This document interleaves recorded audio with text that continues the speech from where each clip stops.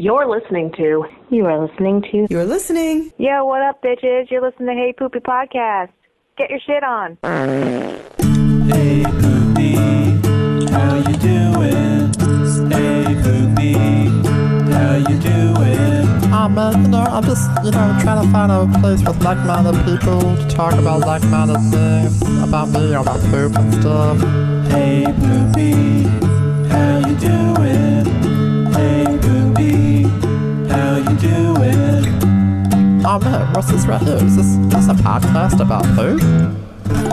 And now, the Hey Poopy Podcast with Dave and Ellen. Yes, we are back on Dump Day. Yay! I'm so excited today. I'm also half asleep. This is the Hey Poopy Podcast with Dave and Ellen, and this is episode 79, but it'll always be number 2 to us. It's a lot of episodes. It is. We're raking them in. I mean, it's like 79 is a lot, but then I look at other web podcasts, you're like, oh, they're on like their 500th episode. You're like, okay, so ours is like just barely starting in that regard. Well, it means we're 79 weeks in because we come out one a week. Yeah. So that's a lot. That's bananas. We have this amazing guest, BooBess, on today. I'll What's be up? BooBess today. Ooh, BooBess. BooBess. Her alter ego. Well, actually, since Poopsess. quarantine, I'm just counting, Dave, looking at our spreadsheet, that this is the 18th episode we've done via at home, call in. Being quarantined. Yeah. Quarantine sessions. podcast. Yeah. It's a lot. Well, no one's going 18 anywhere, so episodes. That is a lot. people are like locked at home, so Yeah. we can I listened to make this Bandy's happen. this morning. Oh, That was a great brilliant, one. right? It was so good. I don't know how I'm going to live up Goddamn. to that, honestly. Well, she's a national treasure, so. It's true. But she just brought it. Like, Yeah, she had so many good things. I was talking to her after the fact. We were You cracking up were? on the phone. Yeah, like after she was dying, she's like, "Oh my god, what did I just do?" I'm like, "You're fine." I like how most of those stories were secrets from Chuck.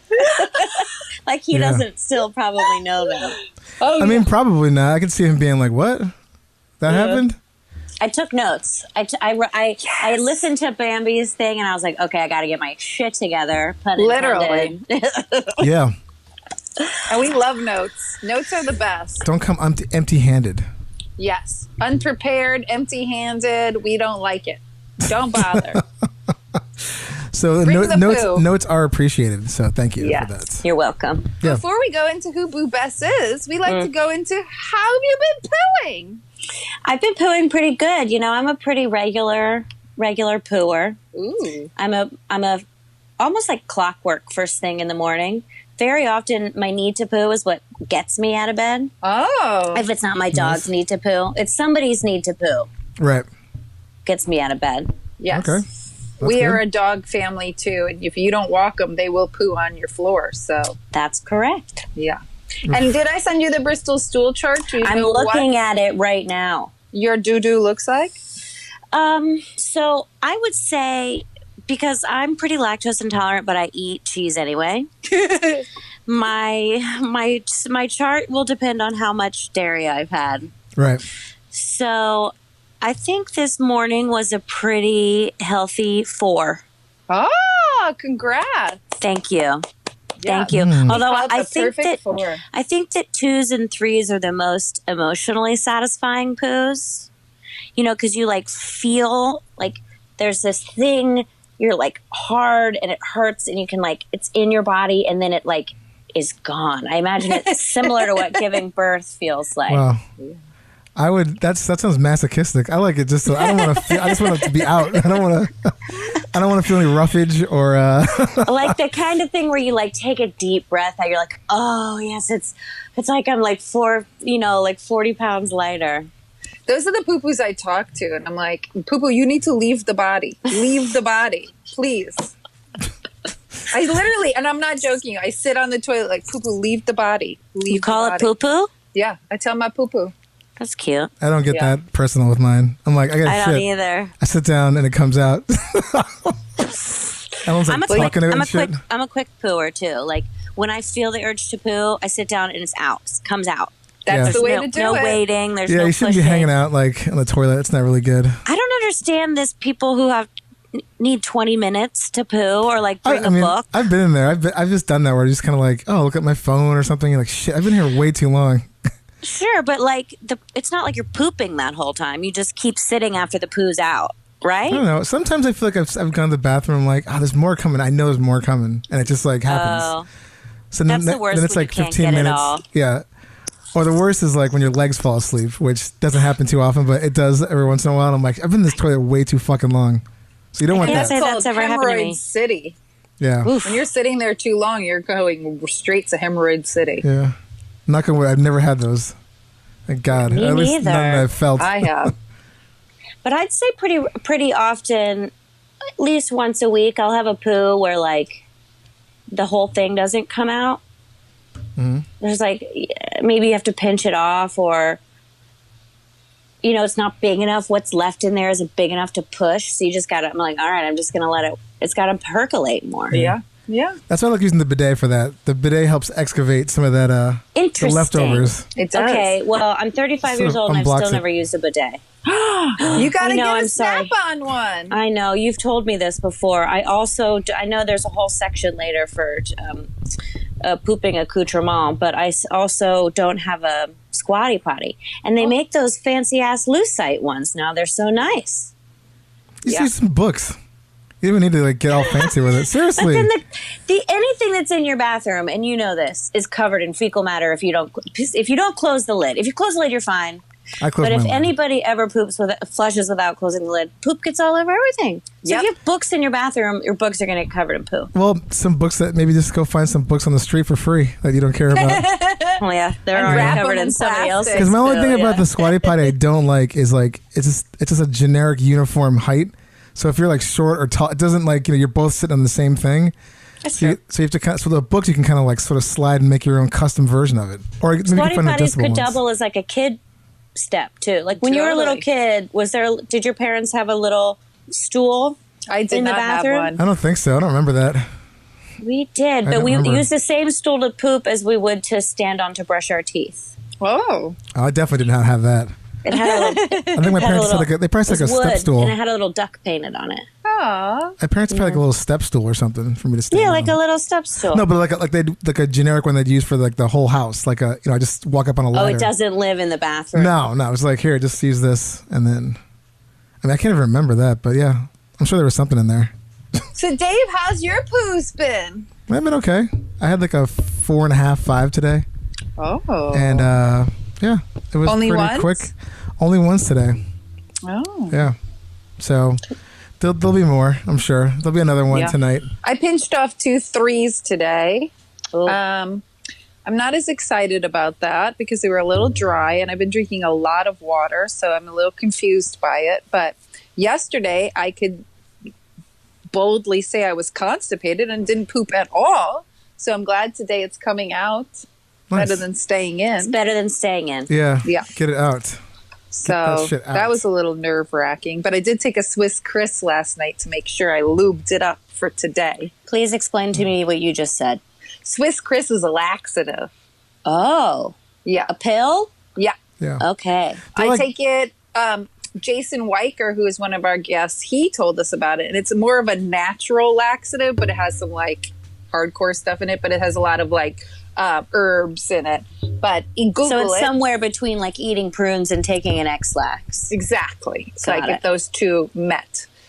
So I took one of those last night because I was like, if I go a whole day constipated, I have to get in there and fix the problem. 24 hours is the max I can handle. I've only been terribly, terribly constipated once in my life. Oi.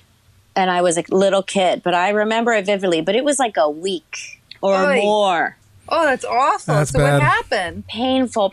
I remember spending days sitting on a toilet eating bags of dried fruit. So like a bag of prunes or like a bag of dried apricots. I think probably prunes mostly. And when that didn't work, my mom had to do an at-home enema. Oh. And it was the most painful, horrible thing. Oof. Where That you sucks. put your face, you put your chest on the ground, and stick your butt in the air. And then she like shoved this thing in my butthole and like a, what's this called? A tube? Syringe? Oh, a syringe. Oh, those bulb where you, like- things, yeah. Yeah, Yeah. and then like squeezed it in, and then you're supposed to just sit there with your ass up for as long as you possibly can while your insides feel like they're on fire. It's horrible. And then when That you finally sucks. sit on the toilet, it's just like fully like peeing out of your butthole. Yeah. Yeah. Yeah, really loosens it. Ugh. That's sucks. painful. Very Yeah. strong memory, that. Oh, Yeah. yeah. I have a vivid memory. I have no memory of being. I mean, I guess I was constipated definitely when I was younger, but never like as an adult too much. Never as an adult. I mean, I guess I've gone a day without pooping, or like the one that's in there just takes Yeah, but a while. not but a week. I'm sure. Like that would be crazy. Like a Yeah, week a as an week? adult. That's nuts. Something's wrong. I have a friend who only poops once a week. Oh, no. That's like her crazy. regular. no, day. that's so unhealthy. I know. Ugh. I know. So unhealthy. It's not good. Yeah. Her insides must look like fucking just like a dried out husk.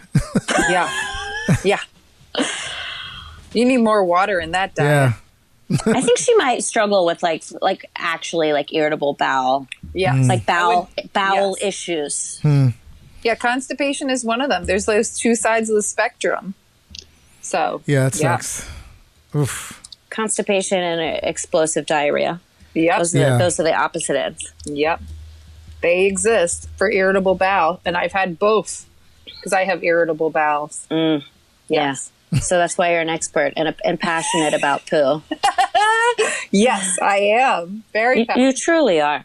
When I was little, and I've said it many times before, my brother used to always say, my number one problem is my number two problem. Have you had any guests that are like scat fetishists? Besides the mistress we had, the dominatrix, she So told us a lot she's- about that. But it's not her fetish. She has like participated in it for her work. Yes, but we are always open and looking. Yeah, put that out into the universe. Yes, Because I Dave- would be fascinated to hear what that person thinks about life. Dave found this podcast that's not our podcast, but somebody else, and they were talking about a blumpkin on there, and I'm dying to get somebody. Is that a who's poop into- on the chest? No. No, that's when you're pooping and get a blowjob. Oh, right. Yeah, it's Dave, do you want to tell more? No, I mean I have this. Hey, baby, taking a shit. You want to blow me? It's Is that a new one? Yeah. That comes from Tom Segura. I could not. I was crying. I was laughing so hard. He was talking about that. But yeah, Cleveland steamer. Have you ever heard that? yeah. Yes. Yeah. I did a play. There was a line in a play. Somebody had to explain it to me. And a hot Carl, What's that? another word for a poop. Yeah. I've heard Chicago steamer, Cleveland steamer. But Cleveland steamer is when you poop in a box of chocolate donuts. Oh! I thought it was just like a way of saying pooping. I thought it was like a whole like shit on someone's chest kind of thing. Okay, so we all have different ideas Yeah, about that's what what this is. I heard- I was told that it's you know those like Entenmann's chocolate covered donuts. You take those, and I guess you take the donuts out or eat them or whatever, but and then you shit in the box and close it and give it to somebody. No, I heard. So it steams up the like saran, top. I've always known it as the you're just shitting on someone's chest. But that's interesting. The donut one. The donut one seems like tame compared to the fucking chest. Shitting on a chest. That's true. Oh my god, that's The pretty other one's fucking. like a That's prank. aggressive. What's the prank where you shit in the top part of somebody's something? Upper decker. Upper decker. Upper decker. Yeah. Yeah, the upper decker is a good one.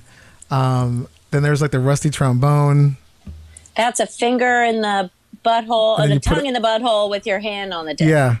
And there's the dirty Sanchez, where you just stick your finger in someone's ass and then you wipe it on someone's like under their nose. Oh, right. One of my favorite burlesque names I ever heard was Flirty Sanchez. Well, yeah, right here. So according to Urban Dictionary, Cleveland steamer, when having engaged in intercourse, the male or female lets his or her partner, or whatever their pronouns are, fall asleep and then take a crap on their chest and run away. Take a crap and run away. That's That's that so was funny. I'm on Urban Dictionary, and it says that you have to.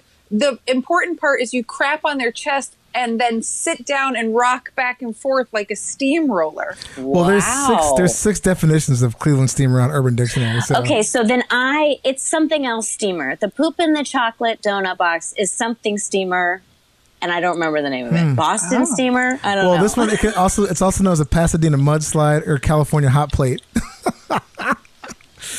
which is so funny. That is so good. Oh my god, I love it. Yeah, I think it's like could be any of these really, but it's pretty funny regardless. I mean, I wouldn't want that done to me. I'd fucking lose my mind if someone did that to me. It'll come to me. I'll text you guys later when I remember what it's actually called. Let's see. I just Googled donut box shit just to see what would come up. And on Reddit, of course, it says this man really took a shit in a donut box and then dipped. And it's a picture of a guy. That's pretty funny. Yeah, I'm looking at that too. There's no actual sort of like term for it, but I mean, disgusting would be the first place.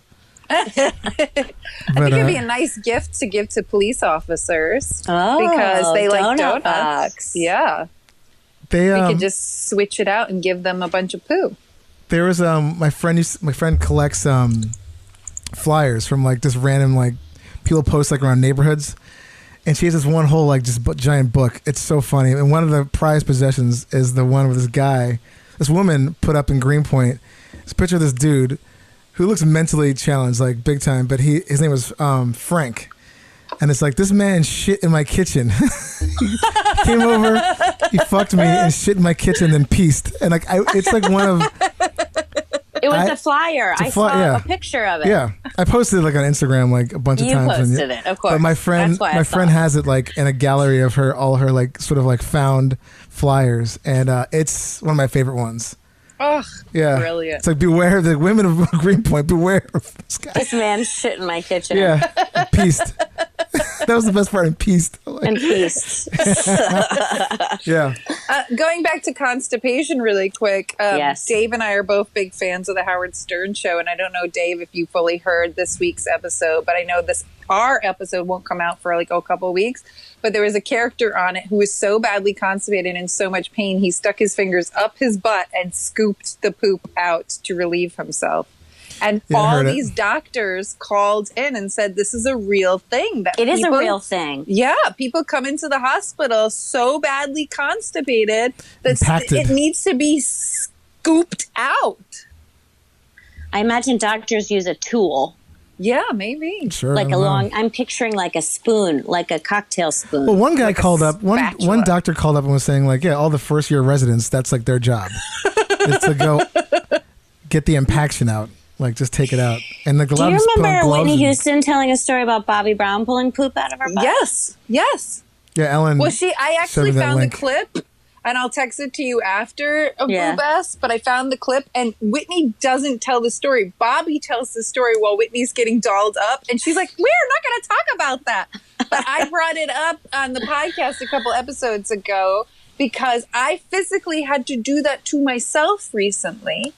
The poop was coming out of my butthole, but it wouldn't completely leave. Oh. So I had to take a piece of toilet paper and pull it out. Was there something in it, like when you have to pull a hair out of a dog's butt? I wish.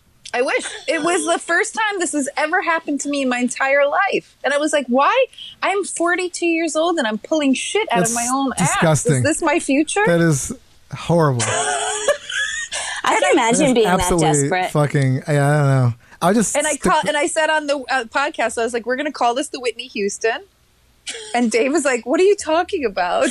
That Whitney Houston thing was so depressing watching that. I mean, I would never let that ever be on a syndicated television show. Yeah, I just remember her seeing Not Bothered that he was telling this story.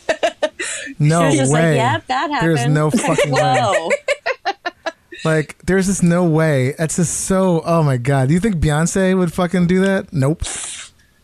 Like, never. Anybody with a right mind, except for me. I'd be like, no, man. I'd be like, fuck. I'm not signing any release. So you have to blur me out and take my voice out, and like I do not.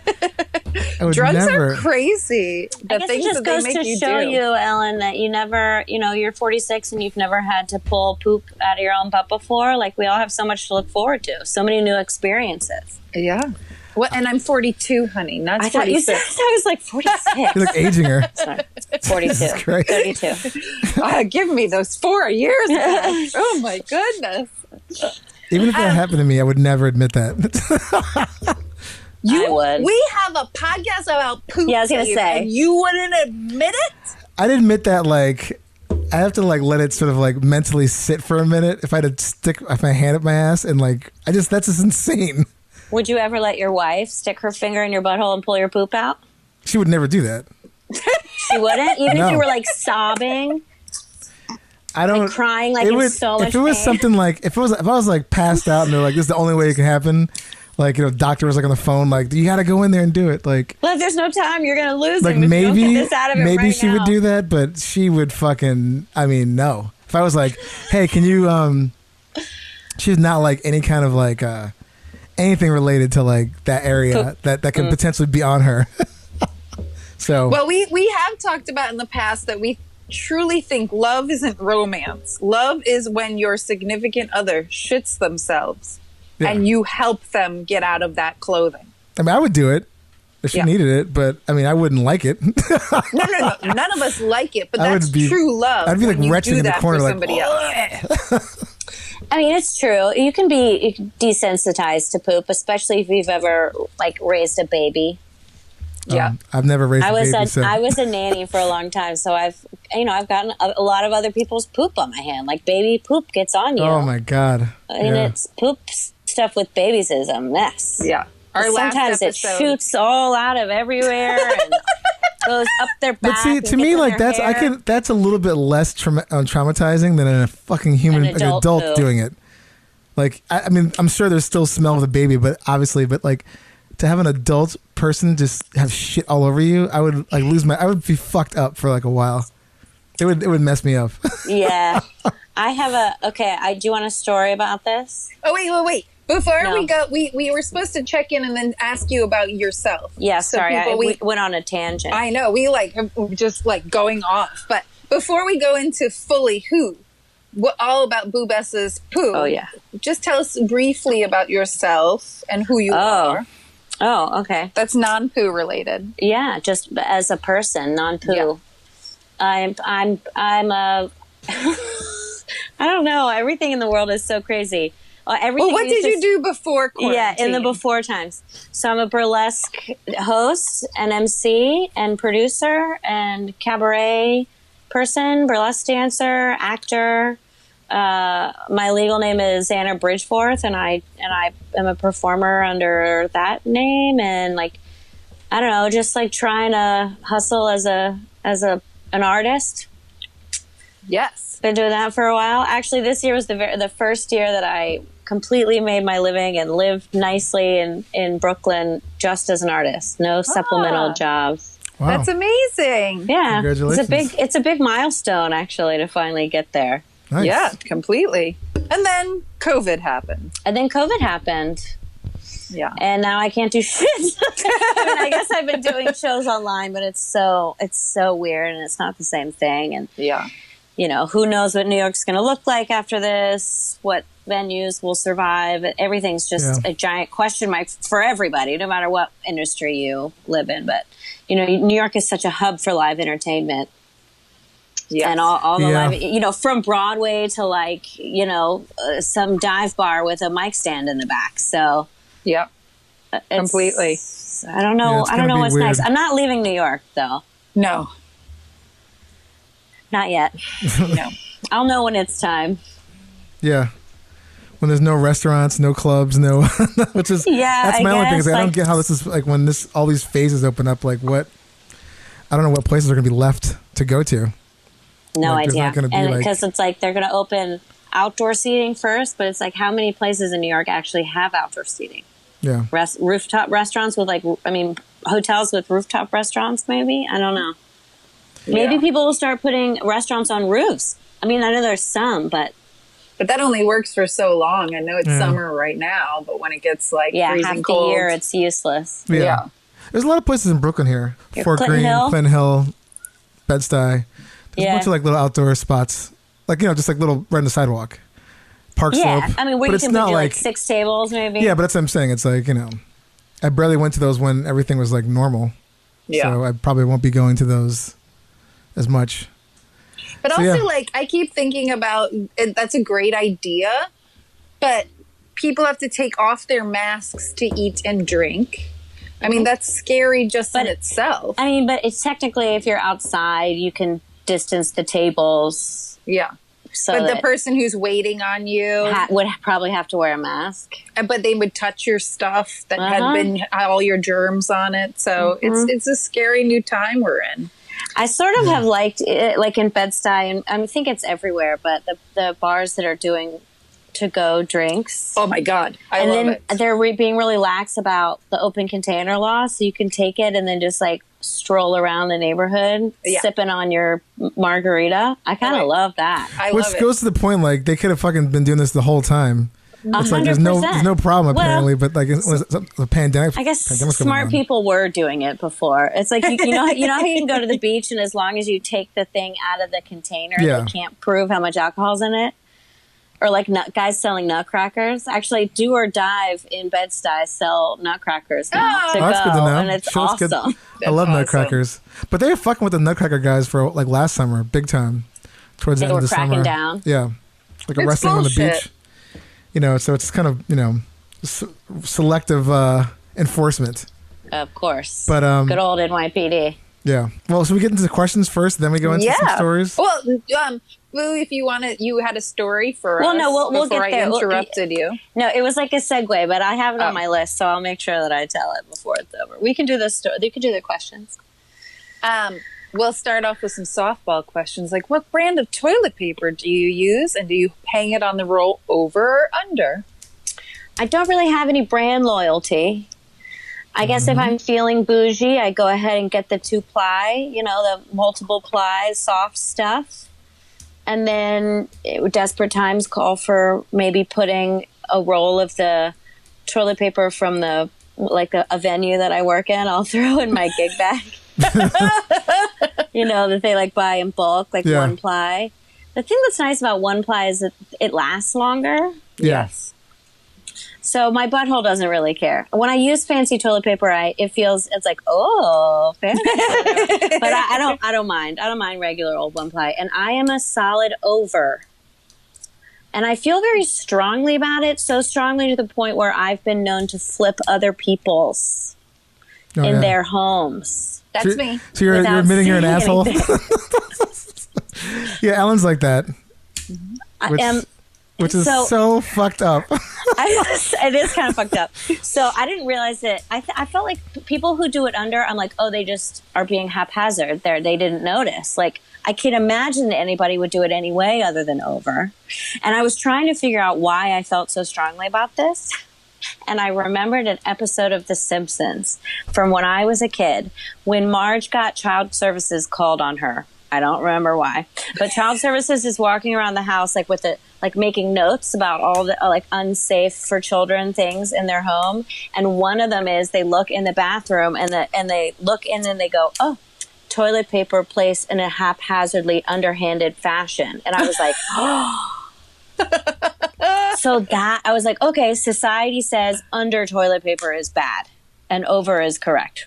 And I've always done it that way. Wow. We need to find that episode, Dave. Yeah. I mean, it's a bullshit episode, but I mean, for sure. I'm in the under camp, but yeah, thankfully for this podcast, you get one of each with both of us. I mean, I am, but I will say, at this point, I don't even give a shit anymore. Like, I think the other day, I put a roll of toilet paper on. I just didn't notice I had it going over, and I was too lazy to flip it over. So I was like, I don't even care. But for the sake of this show, when you can't find the end, like you're looking for the end. If you bat it like this, like a cat would bat it, you roll it forward. It'll eventually, if it's over, it'll roll out. But if and roll out over the floor. The under is great because it just sort of stays that way.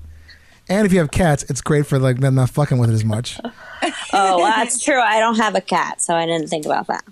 I mean, Boo, you have roommates. Like, Yes. have you like sat down and told your roommates if you put it on under you're like, No, are I they will all just- on board? Like, No, not necessarily.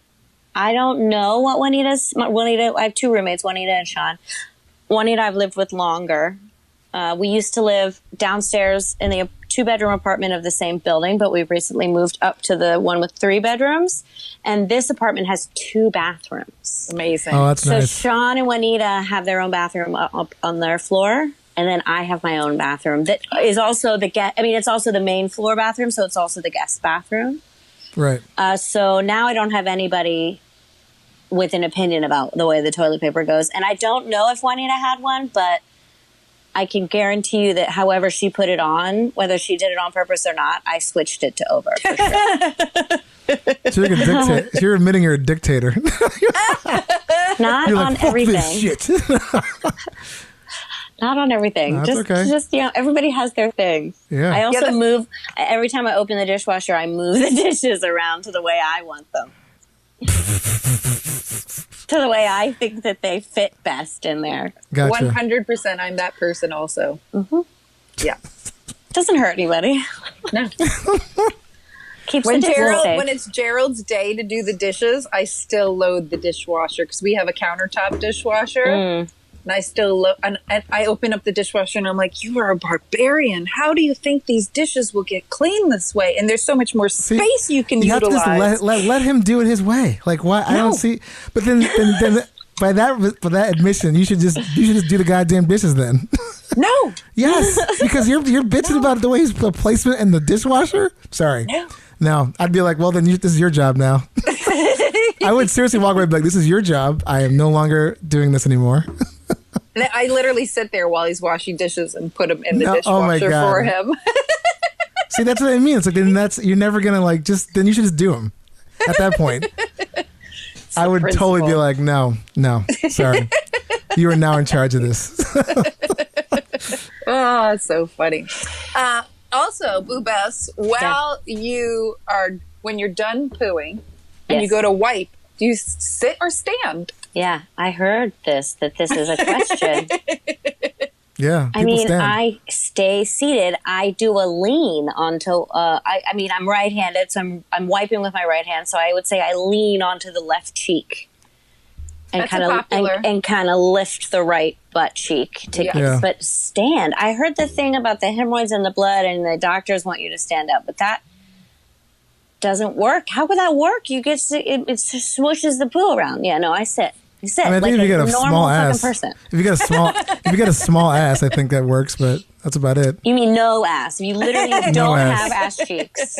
It's just a hole flat- coming out of the side it's a of your flat legs. butt. The inside, flat It's like butt. an incision maybe. where the cheeks are, and then like a hole. Exactly. Just legs and then a hole. Yeah. No butt at all. Goes right into the back of your legs. Yeah, exactly. No Like You cheeks. would have to like lean over or like have a second person in there to pull the cheeks apart so you could Yeah. like. No. I want a second person in there pulling my cheeks apart. Never. Or that's the next Japanese fancy toilet will have hands Yeah. that pull your cheeks Just apart. spread for your you. ass apart. Yeah.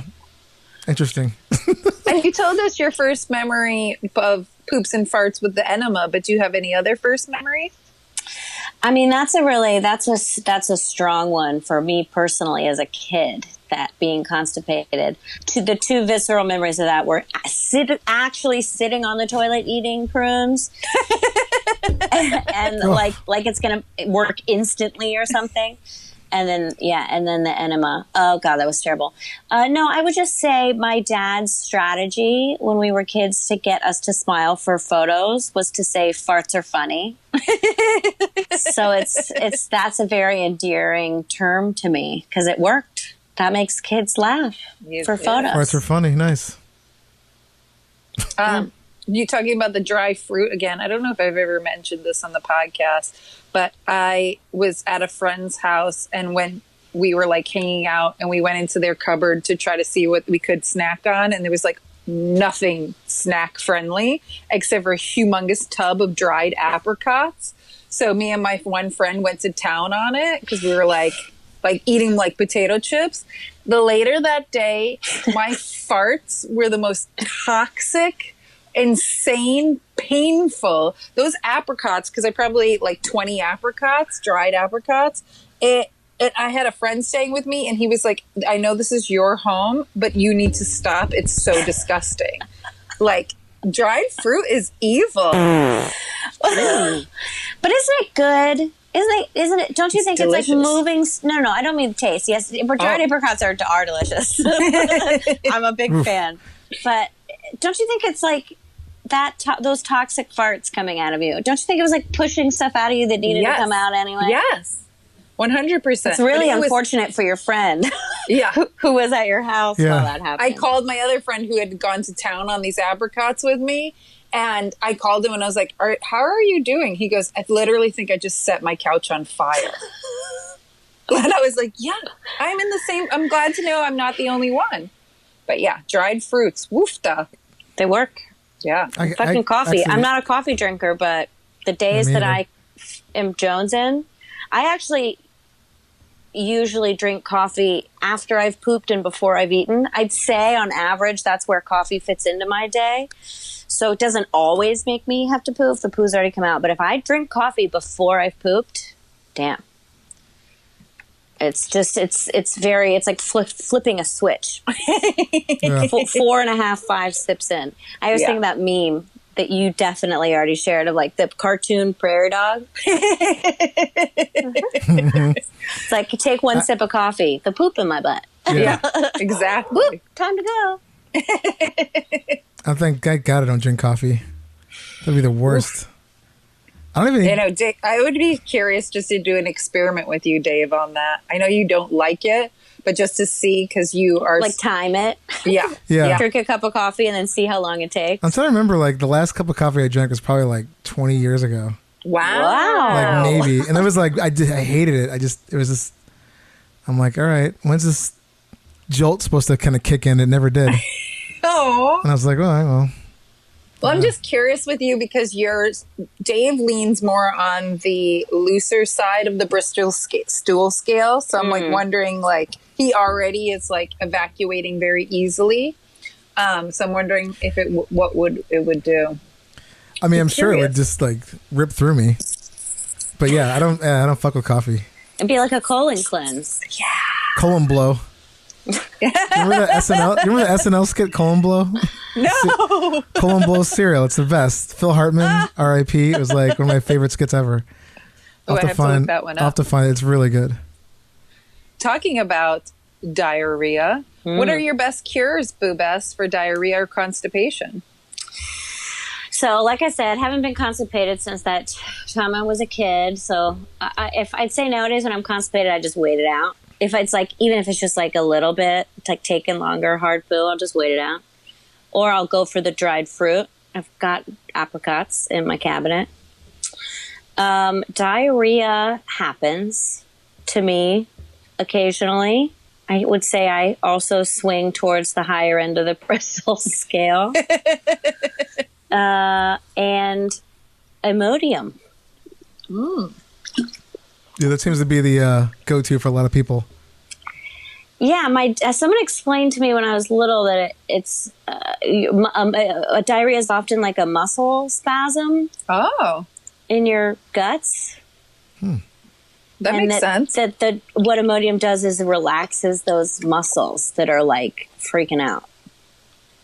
I do know heroin addicts like taking Imodium. There's something like similar that Imodium has in it that heroin has in it, which I think is crazy. Interesting. Yeah. It's a very effective little pill. I mean, it ends the urge to, like, it fixes diarrhea for sure. It's the only thing that I've ever taken that, like shuts it down for sure. Yeah, really. It takes care of it. Yeah. I would be in an Imodium commercial and not have to lie. Yeah. I believe in that product. I do think Imodium works very well, but I'm one of those people who leans more towards constipation. So if I ever took Imodium, I won't shit for like 4 days after. Yeah, that would suck. It binds me up. So I stay away from it.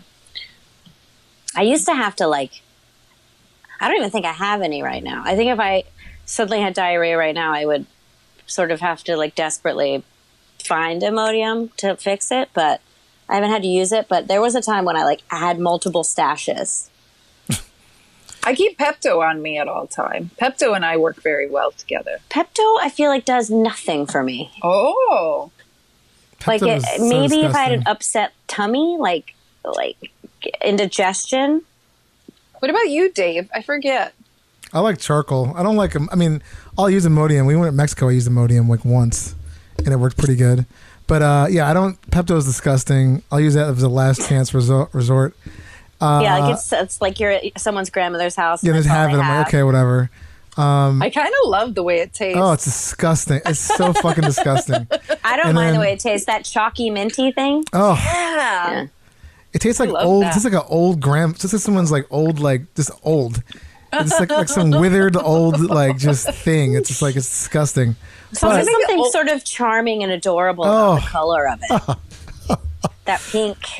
Because Totally. they're like, oh, they're like, this looks fun, and it tastes like It shit. does look fun. It looks like bubble gum, but it's Yeah, not bubble it's gum. not. It's disgusting.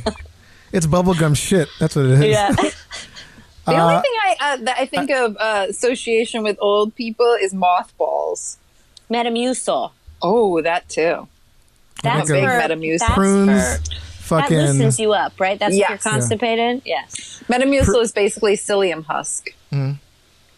Yeah, I think like prunes, those Werther's candies. When I think of old people, those mint, those like swirly peppermint candies. Oh, when you're talking about old people in bathrooms, I think about padded toilet seats when I think about old Yes. people. Yeah. That don't breathe at all. Yeah. My grandma used to have one of those, and you'd sit down on it, and it would And we like, go, yeah. and then when you go to get up, especially in the summer, you'd get stuck a little. Yeah, Oy. it's like a layer of skin. Oy. Oh, Yeah. God. And like, that can't be sanitary, having foam I mean, I don't know. on Probably your not. toilet seat. No, none of it. I mean, none of it's sanitary, but yeah, that's probably yeah, disgusting. I mean, I don't know. Yeah, it's gross. Especially you close the lid and like all those particles are just hitting the top of that lid. I mean, Uh-huh. Even if you close the lid to flush, the poo is Yeah, it's still flying everywhere. around in there. Yeah. it's so gross. Ugh. Yeah. Oof. And what products do you love to help you with your pooping? From anything from sprays, matches. It sounds like you don't have a bidet or a squatty potty, but if there's I anything don't. else. I think Poopery is an amazing invention. And so I don't own Poopery because I guess I'm not conscientious about poo smells in my own house. If my poo were really smelly and they were like guests here, I'm a old-fashioned light a match kind of girl. Yeah. So I keep matches in my bathroom because that really does the trick. And I kind of does. like that sulfuric smell of a can. Like it feels celebratory. It like reminds me of birthday candles or something. I use a Palo Santo. I just started using Palo it. Santo. I just started using that in the bathroom. I'm like, this is But fuck. so I just found my out about that question shit. about that is Palo Santo takes a minute to get burning, and then you have to put it out. So you sit there and Well, it you just light burns it. out. I mean, I have an ashtray in the bathroom. I just light it up when I sit down. It starts to spark. Oh, you let it go while you're pooping. Oh, yeah, and then I that's just nice. Yeah, I don't do it like after. I just do it like while I'm doing it. That way, there's no smell at all. It turns the pooping into almost like a meditative experience. I just started doing it like we got back from Mexico. Like I was like, oh, what's Palo Santo? And Daddy was like, oh, it's this whatever stuff. And I was like, I bought some, and that's what I've been using ever since. Well, it also keeps It's the bad amazing. spirits out of your house. I guess it keeps the shit spirits out. I don't know. I don't know about spirits, but it makes it smell okay. No ghosts in your bathroom. Oh yeah, I guess. So. Yeah, Poopery, if you're like, so I went on tour, burlesque tour once, called Twirly Whirly Burly Q, and it was with Ula Uberbusen and Rosie Cheeks. And Rosie was the hero because she brought Poopery with her.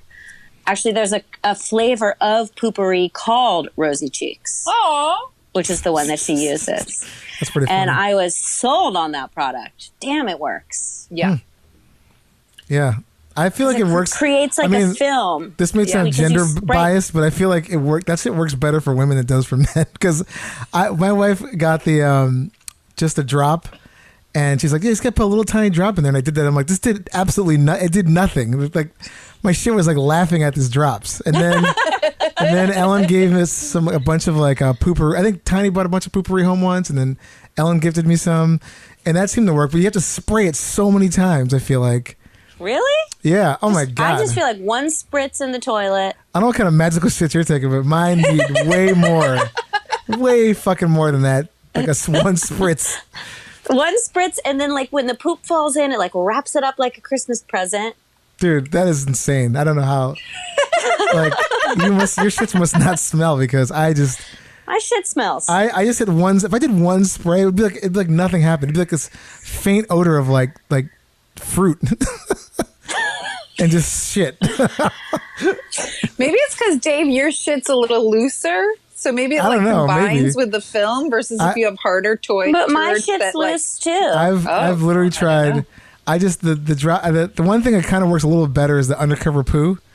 That we've had in the show What's before. That do? It's like a little tablet Same droplet. Thing. Okay. Yeah, so tablet. But it's like so you can travel with it, which is great. And it doesn't like really. It's not like super fruity, but it's like sort of helps with like masking the smell a little bit, and it actually cleans your toilet bowl because it's got this like effervescent something. Yeah. Mm-hmm. It's great. It's very like much baking like soda. It's like a bath bomb for your toilet bowl. That's awesome. But that one's pretty good. The baking soda also sucks in all the smells. Yeah. But I think overall matches work the best, and the matches are and the Palo Santo I think work the best because it's been working for me anyway. It's like the only thing that's ever worked. So my roommate hates burning sage and Palo Santo. So I guess if you live with somebody that's sensitive to perfumes and stuff, that wouldn't work. But matches just do and it's like universally beloved. Yeah, I don't know. It's very satisfying to strike a match. Yes.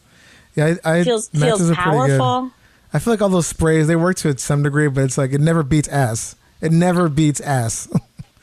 I don't care what it says. It's hard to beat ass. Yeah, it is. There's an old Dave Attell. He's like, lemons are like, ass is like 100 yards ahead of lemon. Lemon's trying to catch up with like fucking, it just smells like lemons and then shitty fucking ass smell. So that would be my 2 cents. I have to pee really bad. Okay. Can you guys hold on? Yeah. So Ellen, did you take a shit while you're in there? I didn't. No, pee-pee. Oh. I was you guys betting? Yeah, I was like, Ellen's going to come back today. I squeezed it a turd. It does happen sometimes. Yeah, it does. I was just saying that. Yeah. Sometimes it surprises me. I'll go to pee and then my body's like, oh, also this. I'm like, oh, I didn't know you were in there. Okay, come on out, buddy. Yeah. Michelle Wolf has that brilliant joke. She was like, I feel bad for you guys because you stand up to pee. Like, you don't get the pleasure us women get with a mid-afternoon surprise poop. Yeah. Yeah. It's like... Oh, my God. Yeah, I've never had that problem before. That's like not a problem. Have you ever been standing in a urinal peeing and as the pee's coming out, you realize there's poo also? I mean, I'm sure it's happened like... But it's probably I could probably count it on one hand, like the times that it's happened in my life. I talked about it before. Gerald sits down to pee at our house, and he says it happens to him so many times. He'll be sitting down to pee, and poop is there. Definitely the sitting, I guess, because like the standing. It's got to be the sitting. The standing doesn't really. I've never like it's so rare where I've actually had to like pee. I mean, yeah, but as ladies, we have to sit. I understand that. But I'm saying, like, I don't, so... I don't know if anybody's ever yes, I understand you have to... before. Yeah, you're like, yeah, I understand women have to sit to pee. I'm not like... sit to pee. I literally just said it must be the sitting. Like, well, there's been times on this I wasn't like, wait, women just sit to pee? Like, you don't stand like guys do? Like, what? Has never been said. I'm considering getting on the stand to pee bandwagon and buying one of those things. A Go Girl or a Shiwi? Yeah, not the Shiwis. Shiwis are kind of big. I think Go Girls are the ones that are small and collapsible and have like a little bag you can put them in. I have both. There's a video of me last year at camp peeing off a raft with my Go Girl. I really want one. Yeah, it's awesome. Is it like splashback? No. Oh, okay. That's like a funnel. It's a funnel you put right over it, and then you saw the video, Dave. No, I saw the video. Like a long tube. No, I'm asking like if like the first couple times you use it, is it like, oh shit, like I got to get used to like where this is going, or is it kind of like, is there a learning curve? The Or very is it just first like, time bam? I did do it was at camp years ago when it was like camp in Maryland, and there was actually a urinal in our cabin, and I was like, fuck it, I'm going to try this urinal shit out. I got to go, girl. And I realized when I was sober, I could do it really well. When I was drunk, because I did it at least 5 times in the 4 days we were there, I peed down my leg so many times. Yeah, see, that's what I drunk. mean. So there's Yeah. a learning curve is the answer Yes. to the question. Well, a drinking one. Yeah, that's what I'm asking. I get that it's easy. I'm just saying that, Well, I it's think easy when you're everything has a sober. learning curve, Yes. right? I mean, look, I've been drunk a lot of times, and I've never had peed on my leg. Oh, I've been wasted, pissed on myself with or without the Go Girl. Dave, you've never gotten drunk and dribbled pee on yourself? I mean, dribbled and pissing down your leg are two entirely different things. A dribble's like, oh fuck, I got a little extra on there. True. I mean, like pissing down my leg. No, I've never pissed myself like being drunk before. Like I've definitely like dribbled, more than expected. You're like, oh shit. Yeah. But like it's on your shoe, where and you're I'm like, pissing, oh, no, man. where it's like going down my leg like a stream. No. That's not happened yet. I mean, knock on wood. Who knows? Maybe it'll start happening. I'll report back. I have only been one drunk time- peeing my pants so many times. Yeah, I don't think I've ever pissed myself drunk. I've laughed too hard and a little pee came out, but that's not the same thing. I've only fully pissed my pants once. I was in elementary school, but not a kid, fifth or sixth grade. So what are you, 11, walking home by myself and just not being able to hold it anymore. And instead of, walking through the suburbs. So I guess instead of pulling my pants down and trying to pee behind a bush, I just stood there and just pissed into my jeans. Oh, that's Jeans. So Yeah. I don't soaked them and it got them really heavy. And then I Yeah. had to trudge the rest of the way home in piss soaked jeans. Oh, that's gross. Yeah. Yeah, that's awful. Well, since we're talking about some stories, do you want to get into some of your stories? yeah, because this is I'm at the question floor versus pants, which always Oh yeah, this is the question. Okay. opens up the floodgates. So this is a story, Ellen, that I've been telling you I had for you. And so I said that I lived in the apartment downstairs, which is a 2-bedroom apartment. I was in there for 5 years, and just a couple of years ago Juanita moved in with me. And she was my new roommate, and we'd known each other for a long time, but we were new to being roommates. And so still sort of figuring each other out and testing politeness, boundaries, and all that kind of stuff. So she'd been with me, I guess, a couple months. And I woke up in the morning and, my regular morning poo sort of started percolating in there. And, when you only have one toilet, you're playing that game with the clock. How long am I going to lay in bed? Am I going to try to get to the bathroom first? Is she going to get to the bathroom first? So anyway, I didn't get to the bathroom first. Juanita, and it wasn't urgent when I first woke up, but I was laying around.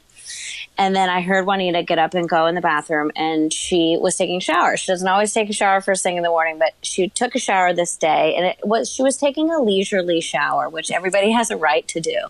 But as she was in the shower, things went from just a interesting percolation to an urgent situation. And so I got up out of bed and I'm well, I can wait this out. So you start pacing. So I'm walking back and forth the length of my apartment from my bedroom to the living room and back. And the urgency of the pacing is getting worse. And you're doing that thing where you're I was clenching my butt cheeks, holding my butthole closed as hard as I could. Dave, And- this is a perfect place for cheeks. Cheeks don't fail me. I know if I had that. I was trying to find, it's here we go. This is The clock is ticking. Yes. and then I started doing math, and then it's oh fuck, my butt cheeks are not strong enough. I cannot keep holding this poo in. And I could tell it wasn't a regular poo. It was there was force behind it. There was urgency behind it. Woo! We were on the ground floor apartment. So the front door of my apartment goes straight out onto the sidewalk. So I'm like doing the math. I'm like, what am I gonna do? Am I gonna poo in the kitchen sink? No, you can't fucking do that. That's insane. No. Am I gonna go out? So like right out our front door is like under the steps. You go up the steps to go into the apartment above us. So it's like a little bit of like protection. I was like, am I gonna go straight and like shit by the trash cans like right outside my door? And then like the very first thing I thought was knock on the door and tell Juanita I had to poo, but I couldn't do it. Like for some reason, I immediately skipped past that option. I was like, "That's disgusting." You're like, I don't know you like that. Right? I wasn't ready. And we didn't know each other that well, and I didn't know if that was going to be like. But like in retrospect, of course, that's what I should have done. But it is not. It is not what I did. Also, like, would I be able to wait for her to like get out of the shower, or am I just going to have to burst in and like start shitting while she's still there in the bathroom? Because if I had waited till I was that desperate to ask her, I'm not sure I could have waited for her to get out of the shower. I might have just like barged in and be like, I'm shitting now. Terrible. You're about to shit yourself. I was about to shit myself. So I did, the only thing I could do, I have a dog. I've picked up poop many times. We had a bag full of bags. So I went in the kitchen and grabbed one of the empty grocery bags and pulled my pants down and shat in a bag in the middle of the kitchen.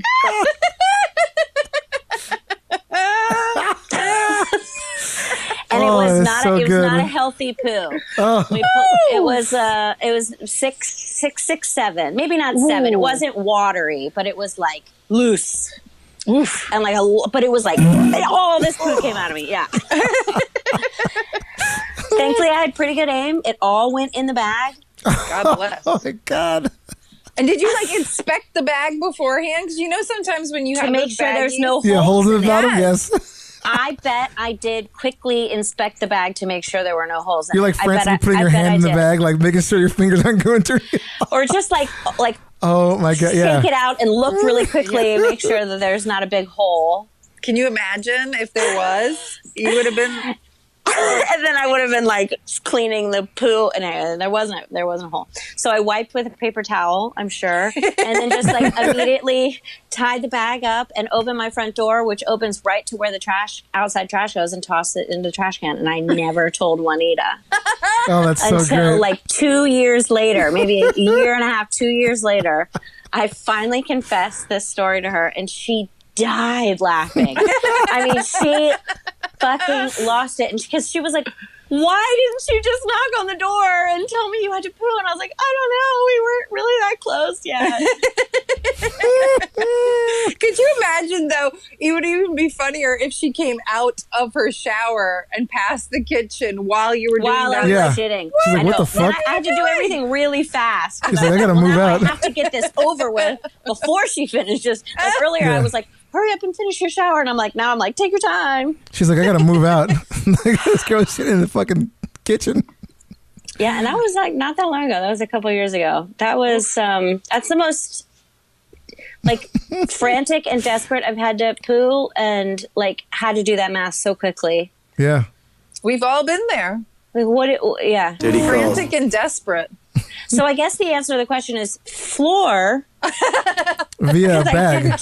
I didn't just stand there and shit my pants, which would have been dumb to do at home. It would have been insane to do at home. Like, yeah. And I imagine if I were out in the world and I had to shit that bad, I would. I mean, it depends. Are you like? Can you run out to the curb and like shit between cars? Yeah, in New York, probably that would be the quickest. Yes. Least amount of people will catch you doing it. Oh maybe. My God. What's this nowadays too with like cell phone technology and everything? People just record everything. When you think you're not being recorded, it's like that's my fear. Yeah. Like outside, I'm like, oh, this is. I'm gonna wind up with some website. I mean, but how many videos are there of people? A lot. The worst is when people go in between subway cars to take a shit while the train is moving. Yeah. I've seen people do that. Same. I had a friend who she had to pee. I had a friend she had to pee. We were on the subway, and she's like, "I really have to pee so bad, I can't hold it in anymore." And she started going. I'm like, "Do you want me to help you? Like, I'll hold." Because I just got nervous. Like, it's because people like it's die. dangerous. There's a reason they tell you not to do that. I just had the door open, and then we closed the door. She squatted, and like in between the tunnel, we just like she was holding on to my leg, like holding my leg, and I'll hold on to this that way. Like I think I was holding on to her back because I'm like, "Do not fall." And then she was just finishing right when the train was like coming into the station. So she's like pulling up. Yeah, no, it was like she was still peeing when it was coming into the station. It was starting to slow down. I'm like, you got to wrap this thing up because people can't see between the fucking cars.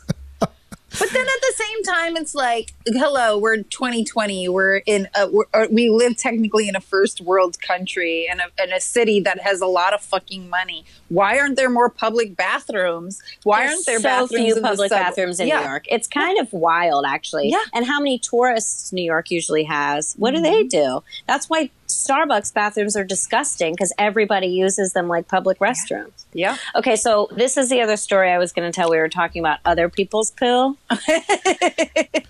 OPP, I believe. Was that means? Yeah. Other people's poos.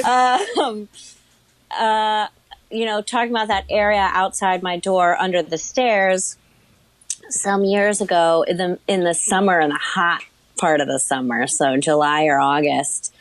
And I have to assume it was a homeless person because who else does this? But I guess it could have been like a drunk or high person that just didn't give a fuck. But it was not.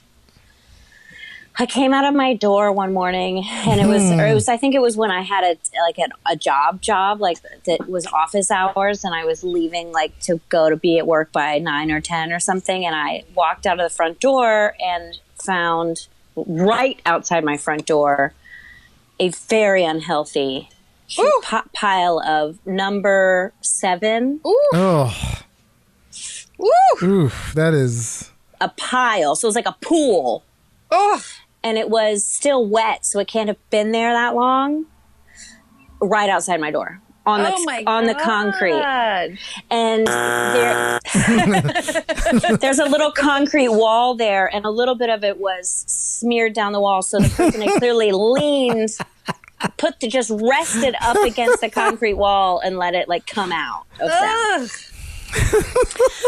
The person's like, yeah. And I had to go to work, so there's nothing I could do about it right then. So I went to work, and then I came back after work, and it was still there. Dried. But it had now like crusted over slightly, and there were like flies on it. And in this situation, nobody else is going to take care of that for me. My landlord is very hands-off. I maybe could have called him and insisted that he send someone to clean it up, but it didn't seem appropriate. So, the grossest thing I've ever done in my life. And there's a water hose hookup out there, but it's not turned on. So I didn't have a hose or anything. God. So I put on rubber cleaning gloves, and I took a bucket and I filled it with hot water and soap and bleach or something. And I just had to keep filling the bucket and pouring it over the pile of poo until it all washed down the drain. And then I took like a scrub brush and like scrubbed it out. And then I threw all of those things away. The scrub brush, the gloves, and the bucket all got thrown, tossed. As it should. Yeah. As it should. Actually, not the bucket, because the bucket didn't touch any poo.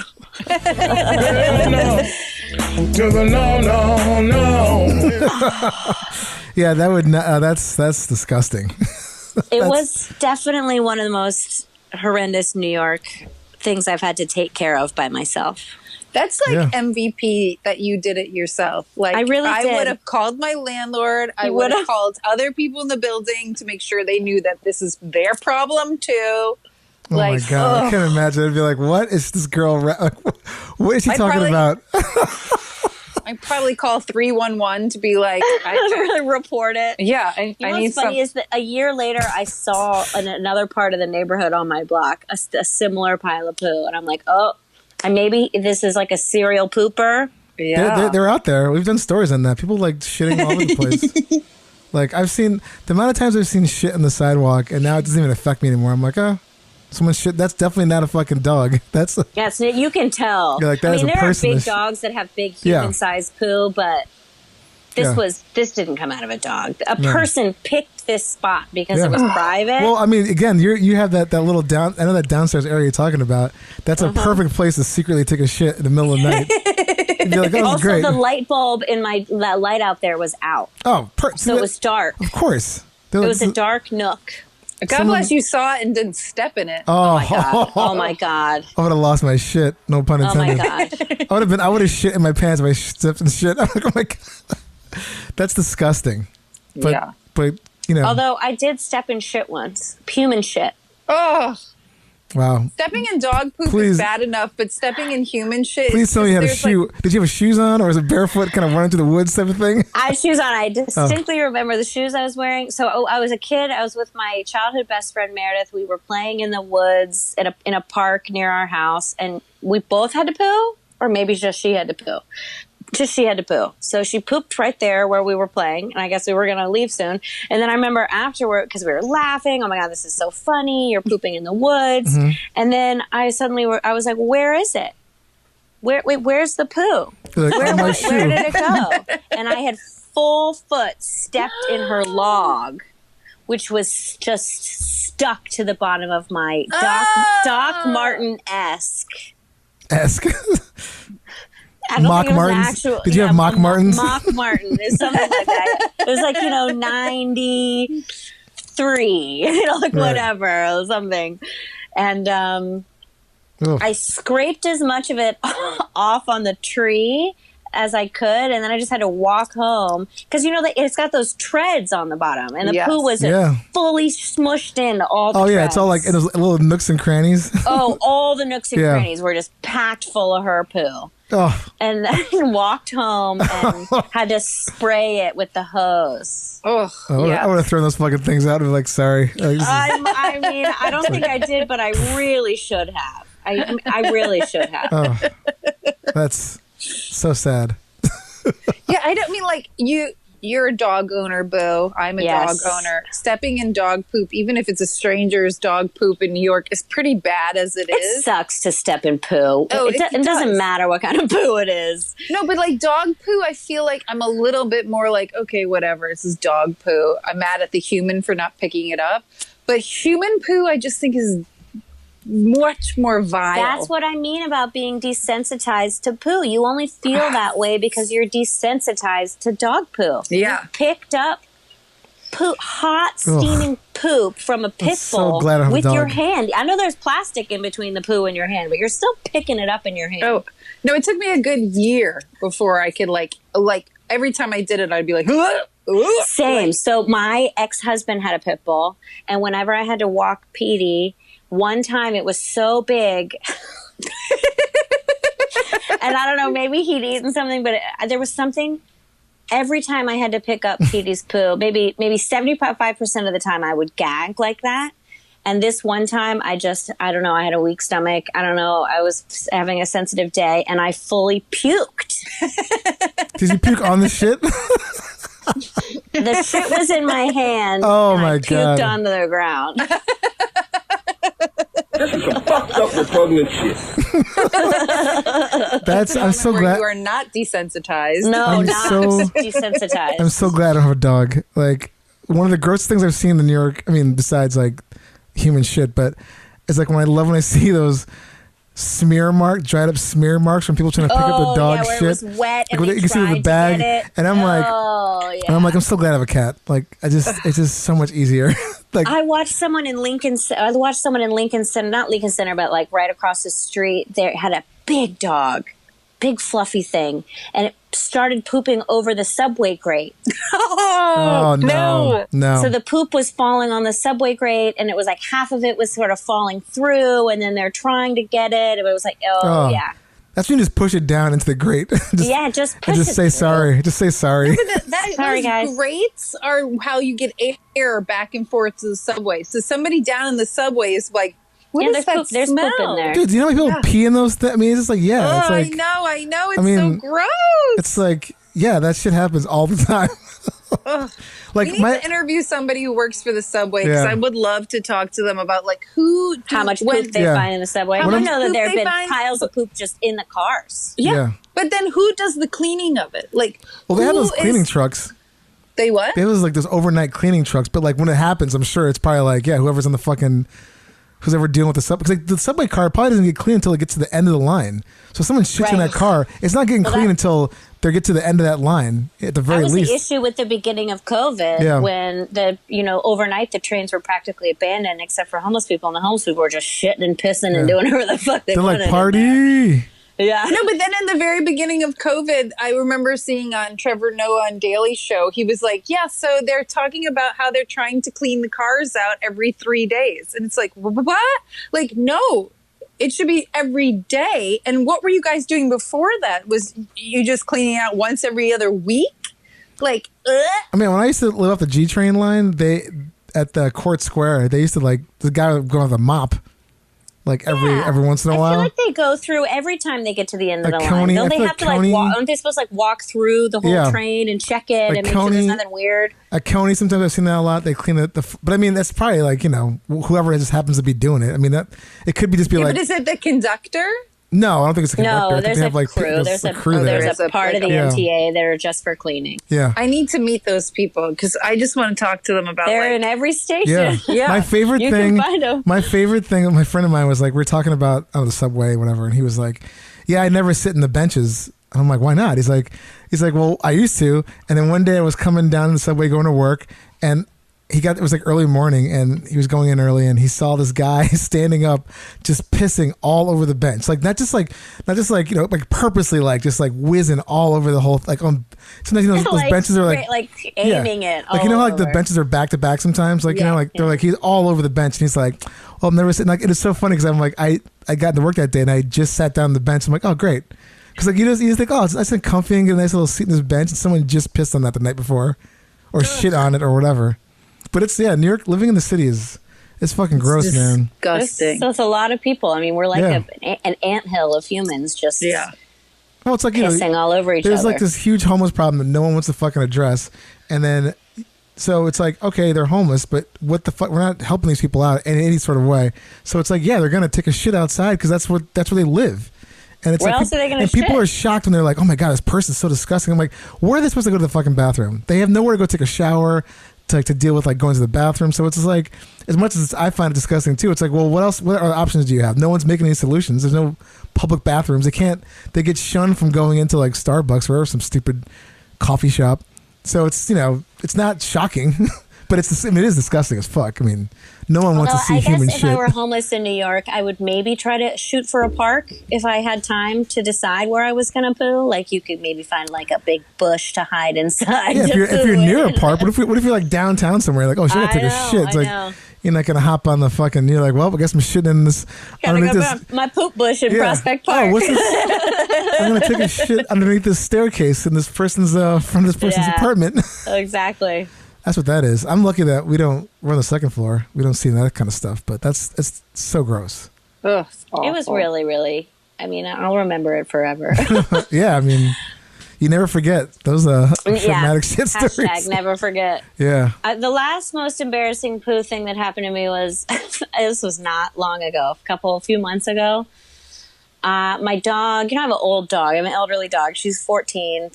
Accidents happen. So I don't remember if she pooped inside or peed inside, but whatever it was, I cleaned it up with paper towels and like a fucking idiot put it in the toilet. The paper towels, the wad of paper, like a wad of paper towels.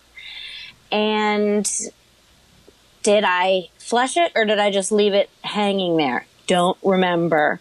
But if I flushed it, it probably clearly didn't go down all the way. And then without handling that situation before excuse me, I'm flustered. I'm embarrassed by this story because everything that happened was my fault. Instead of handling that situation properly, I pooped then on top of that. Oh, I know where this is going. The perfect storm. And fully and completely, utterly clogged my toilet. So, plunger like I flushed it. It was like nothing, it's going down. It's not refilling. Everything's clogged. It's like clogged full of paper towels and dog poop and human poop.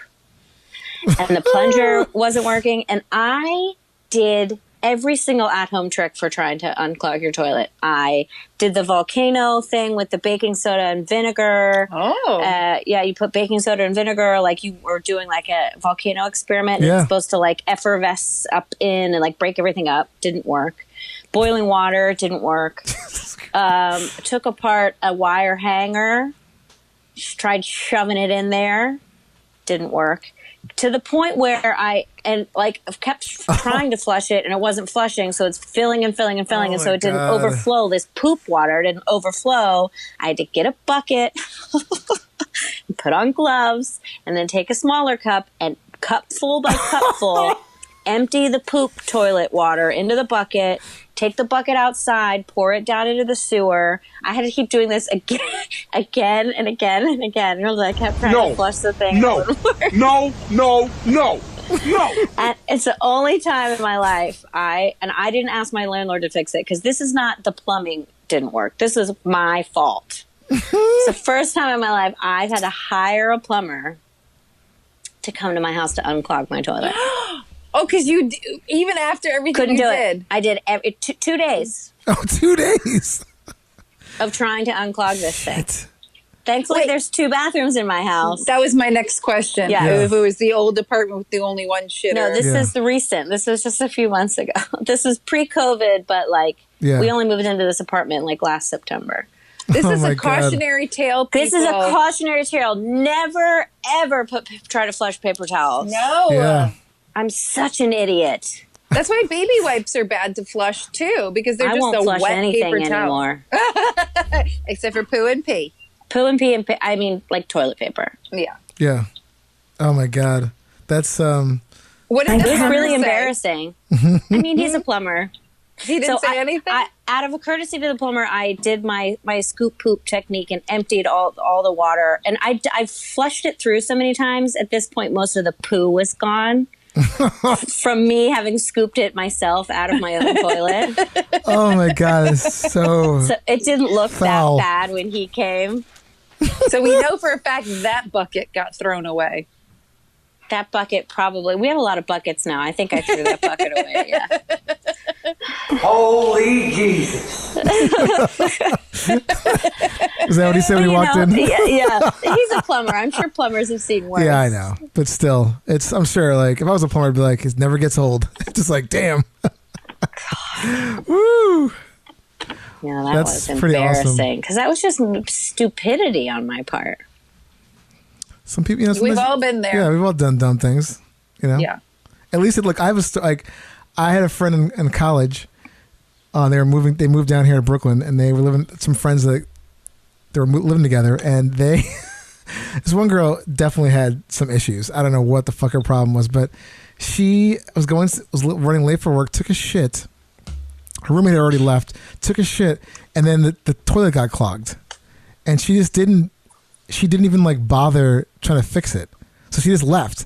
So unbeknownst to my other friend who was already gone, comes back hours later after 6 o'clock, whatever time you get home from work, and opens the bathroom door. It's like, what the fuck is that smell? And it's dry shit water and everything all over the bathroom floor. She's like, what the fuck? And her roommate, she calls her. Did it overflow? Yes. Yeah. So this girl we knew who was seriously, something's wrong with her. She was just I don't know, I was running late for work and it happened, and it was just I didn't know what to do, but I was late. I couldn't be late for work, so I just left it. Yeah. Just left it for hours, from probably 8:30 till 6 o'clock. Oh. Yeah. Can you God. imagine? And again, this is pre iPhone, smartphone stuff. So I don't think she had a cell phone. So her roommate had to just clean everything up. She's like, I didn't, she wasn't home from her roommate wasn't home from work yet. So she's like, what the fuck? So she had to clean it up because the smell was so bad. Oh my God. Yeah. This story is reminding me of a reoccurring nightmare I have.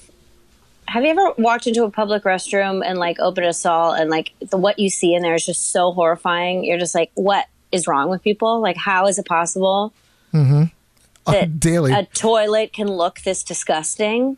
and there's just like poop and like it's thin and like blood and like, okay.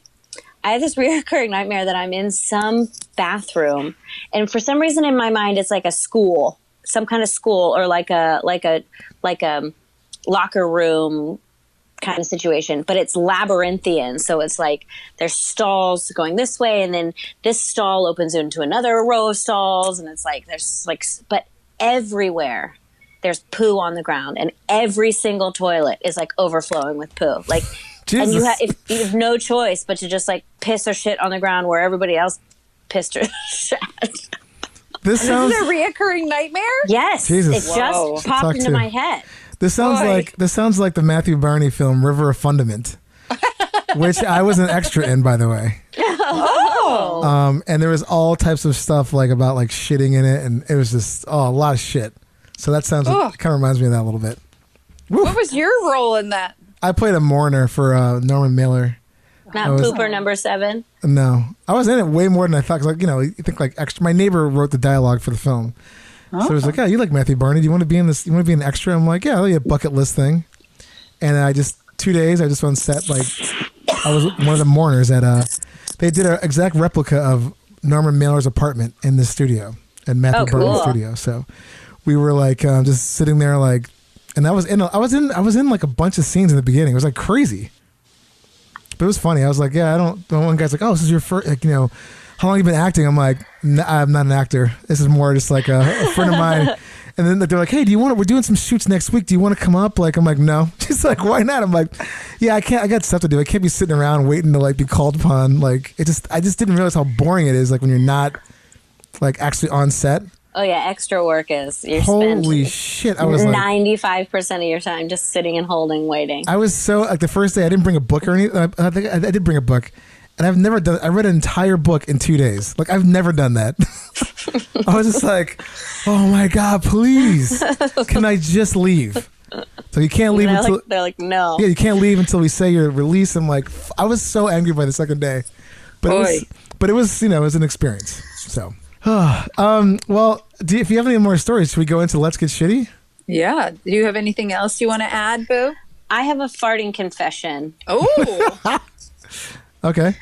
Bring it. So I told you I was on tour with Twirly Whirly, Burley Q a few years ago, and it was this nationwide tour, and we did like 28 shows and in like 30 days, and everyone's in a different city, and you're like, it was this wild, amazing experience. And towards the end of it, we were doing a show at the God, what the name is that? Black Cat in DC. DC, yeah. And we had the whole time we were on tour, we ate the same thing every day.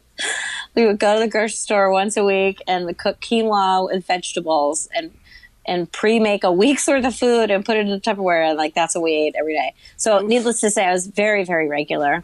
And then this one day we were in DC, we went to like a restaurant before the gig. So I ate something that my body wasn't used to. And I started to have gas. And the thing about showbiz is, of course, it's not cool to fart in the dressing room because there's a bunch of people in there and that sucks. So when I say at the slipper room and I have to fart in the dressing room, I'll run out to the dressing room and I'll fart on the stage, which also isn't great because everybody has to walk through there too. But sometimes you don't have time to like go anywhere else if you just have to fart. But it's a larger area. It's a larger area that air moves around and it'll like air out quicker.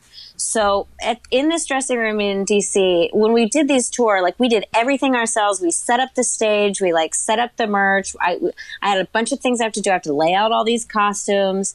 You have a certain amount of time. You got to do your whole face. Like there's a lot to do. So I mean, it was gas where like most of the farts, some of the farts I could feel coming, and I could like hold it long enough to leave the dressing room to go to like the hallway that was like near a door where air was moving and like fart. But some of them escaped me, okay?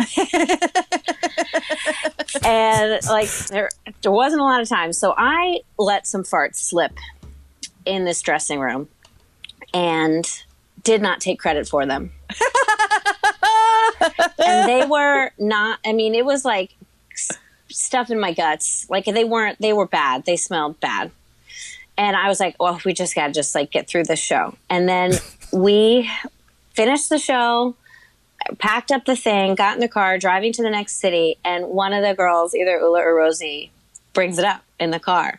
They go, someone was farting up that dressing room. And the other girl was like, oh my God, someone was farting up that dressing room. That sucked. Like, and somebody goes, I think it was so-and-so. And like fully blamed it on somebody else. And I stayed quiet. And I didn't fess up even afterwards, even in the car to my friends who I let them pass the blame to one of the other people. And every time I see either of those two girls, I'm tempted to confess. So here it is. Here's my farting confession. I was the one farting up the dressing room that night.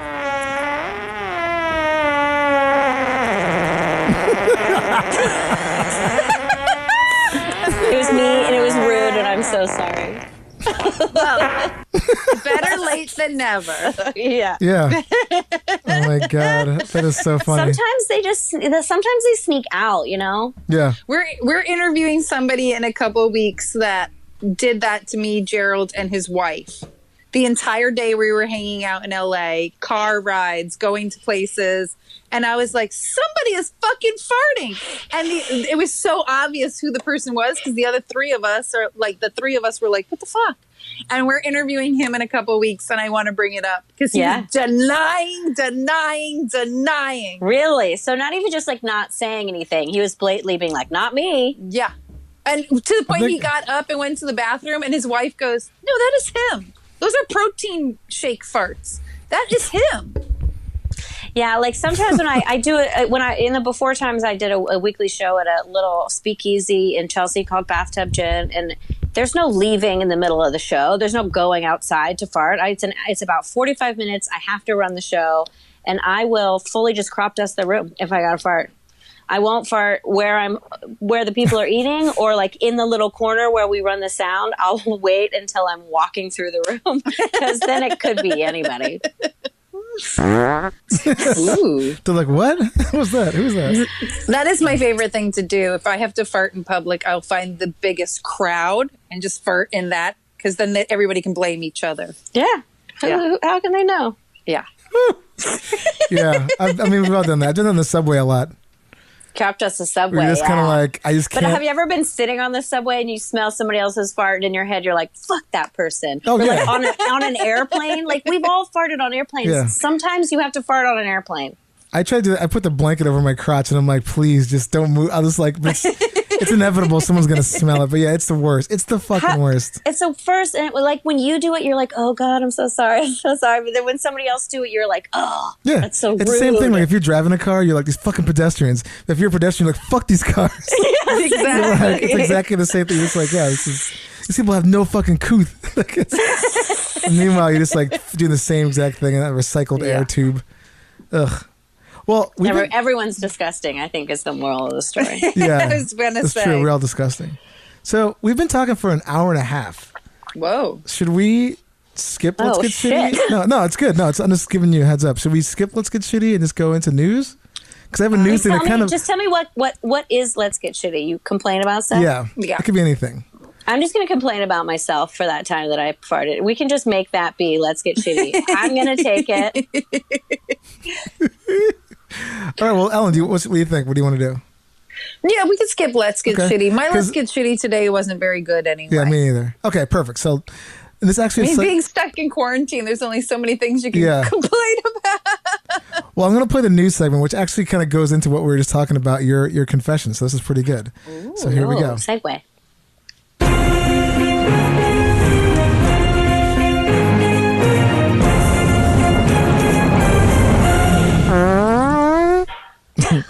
So this news story is very apropos for what we just talked about. How many times did you fart in a day?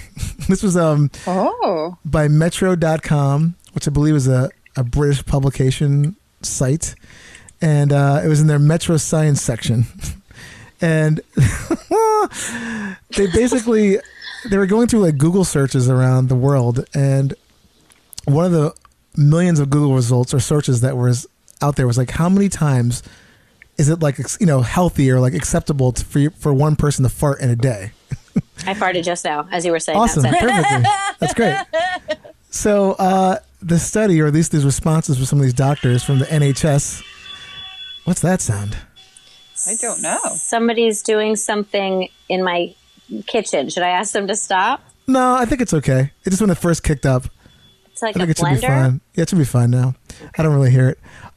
Yeah. So again, the question being like, how many times, is it acceptable to sort of fart, or normal for it to fart in one day? And the NHS in England basically said that they estimate between 15 times a day is like normal.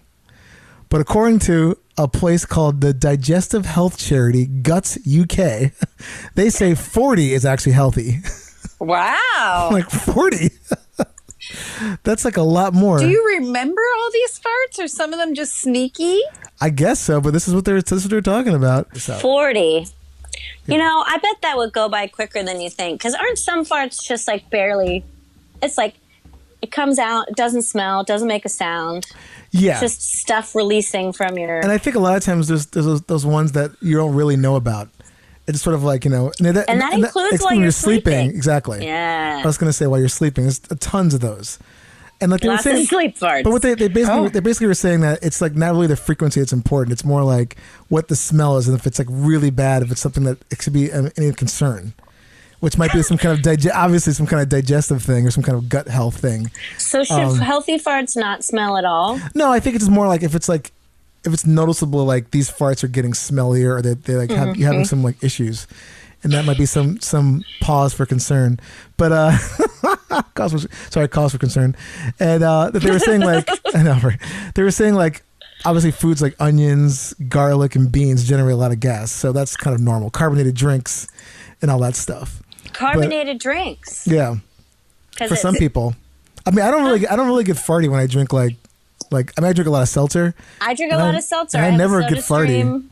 Yeah, so maybe it's for soda. Who knows? That's what. And beer. Beer for sure. Beer's a huge- beer farts. Yeah. Yeah, because also the carbohydrates in beer. Yeah, and they were calling this, and it's so funny because like instead of fartology, like the author we interviewed with the same book, they were calling this. It's actually the study of flatology. Oh. Yeah. Flatology. Flatology. That's the study of farting, which I thought was hilarious. And like, yeah, so again, we've covered some other stuff on the podcast before, where they're saying like basically it's just gas, but it's like made up of like oxygen, nitrogen, and methane, sulfur, and the sulfur is like kind of the worst part of the fart. But yeah, apparently for like these studies, they're saying between I guess 15 and 40 times is a normal amount of farting. So. But I'm sure there's people out there that like I would love to talk to somebody who farts like uncontrollably for like hundreds, constantly, like hundreds of times a day, like just this, like it's like they're ruining their whole life kind of thing, like just completely. Like the kind of people who can't stop hiccuping for years. Mm-hmm. It's just like so sad. Or like, there's that one guy who couldn't stop burping. Mm-hmm. Could you imagine? It would suck. You're like going on a date. You're like, look, I have this thing. You're getting married. It's like, do you? I'd be like, oh, I would take. Look, would you rather have someone who's burping like constantly, or someone who's farting constantly? Are the farts smelly? It's a mixed bag. It could. There's times where it's like you don't smell anything, and there's times where you're like want to fucking puke. But it's like a mixed bag. I think farting. Yep. Same here. Because burping, I have a sensitive gag reflex, and just hearing somebody burp that often would make me want to puke. Yeah, agreed. I think I'd go with the farting too, because at least like if you're not in if someone's like if your significant other's like in a different room, you're not gonna necessarily like smell it. You might hear it every once in a while, but the burping thing would be like gross. Also, like what if you're like kissing? Like I guess a fart would kind of ruin the moment too, but a burp, like someone burps into your mouth. Yeah. Imagine having sex. Burp. I'm almost there. You're like, oh my God. And I guess even if somebody farts while you're fucking, like, there's already lots of like human body smells. Like you can just move past it. I mean, like, yeah, if you're on the edge right there, you're like, dude, whatever. I'll get to that. I'll deal with that later. But burping would be like, but can you Christ. imagine if you're like getting head of some kind, like either getting a blowjob or cunnilingus, and the person was burping into your junk the whole time? I'll go. What percentage of guys do you think have had their dick puked on? That's probably a good amount. Right? Because like I guess it was women guys with big, giant sometimes dicks. just are sucking a dick and it goes in, or you know. It's like, "Bah!" Have you puked on a dick, Ellen? I have. I bet a lot of women have puked on dicks. That's the In my best. 20s, I Personally totally haven't. did. I mean, that's gross, but that's kind of like the best like form of like flattery. You're like, yeah, man. I made her puke with my big dick. You're like, yeah. Oh, I forgot to tell you guys that I sharted 2 days ago. Oh, at least you were home. I wasn't home. I was sitting on a park bench. Oh, well, even Oh scarier. man, a sharp bench. And I didn't know it was a shart until I was like, oh, I should go to the bathroom. So I went to the bathroom and it was a shart. It's sad. New York City summers. Yeah, man.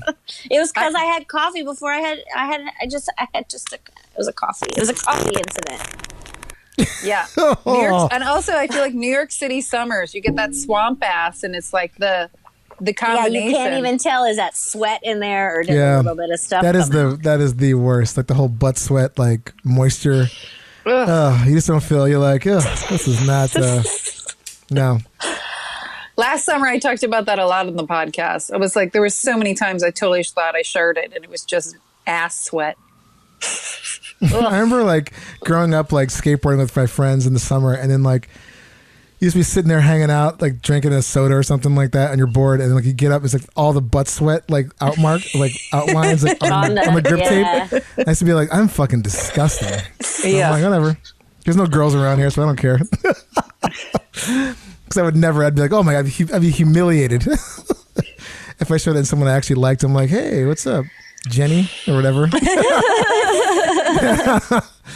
Oh my god. Well, BooBess, thank you so much for being on the show. You had some, Of course, thanks for having me. you delivered some amazing stories, some I did really my best. funny admissions and Confessions. confessions. Yes. Also, all where good. can people find you on the social medias? I'm at Bananaland on Instagram. Banana Land. Bananaland. Yeah, go check it out. So yeah, stay safe out there, and we'll talk to you guys next time. You Happy too. pooping. Toot, toot, toot. Hey Poopy Podcast is brought to you by Perfect 4 Entertainment. Produced by Dave and Ellen, with executive producer Stormy Leather, edited by me, Dave. For more information, go to heypoopypodcast.com for episodes, merch, and more. Follow us on Instagram at Hey Poopy Podcast and Twitter at Hey Poopy. Theme song by Jordan Pearlson. Hey Poopy.